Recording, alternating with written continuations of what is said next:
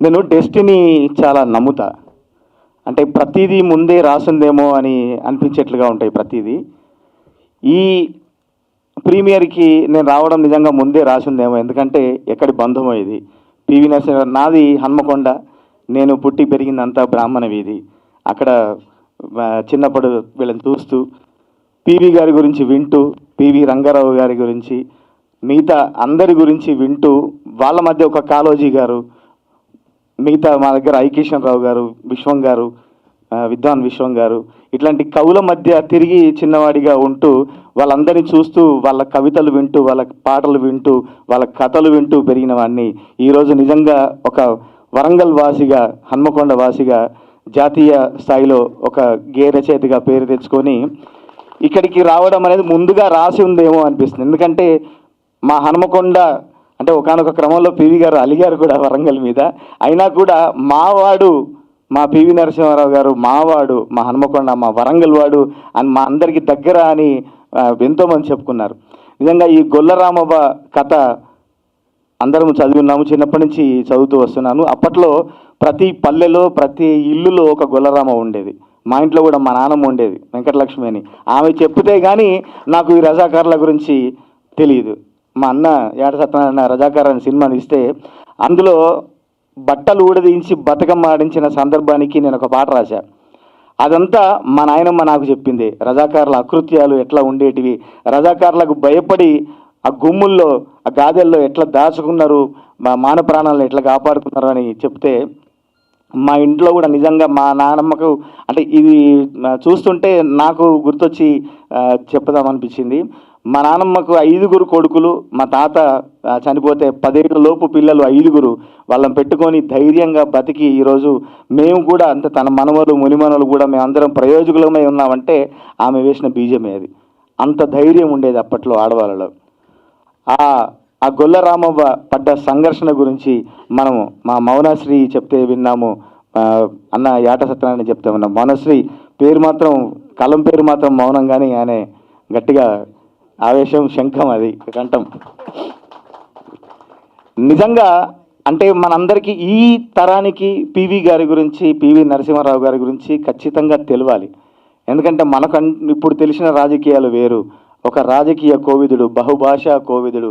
ఆయన గురించి మనం ఈ మధ్య ఈ జనరేషన్ చూస్తూనే ఉన్నాను అనుకుంటా. రీల్స్లో వస్తే అవధానంలో నాగఫణి శర్మ గారి పక్కన కూర్చొని అవధానం చేసి కవులతోని, రచయితలతోని, ఒక సంస్కృతితోని, ఒక సాంప్రదాయంతో ఆయన ఎంత మమేకమై ఎంత ముడిపడి ఉండేవారు.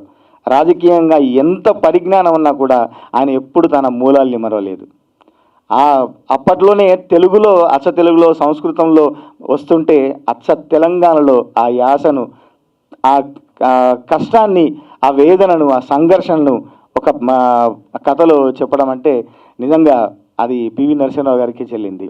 ఆయన 1000 పడగల్ని అనువదించిన, ఇంకో ఎన్ని కవితలు రాసినా, ఎన్ని పుస్తకాలు రాసినా, ఎంత తన లోపల ఉన్న ఆ కవిని లోకానికి పరిచయం చేయాలని ఎంత తాపత్రయపడ్డా నిజంగా అది ఈ జనరేషన్కి తెలియాలి. మాలాంటి రచయితలకు ఆయన నిజంగా ఎంతో ఆదర్శం.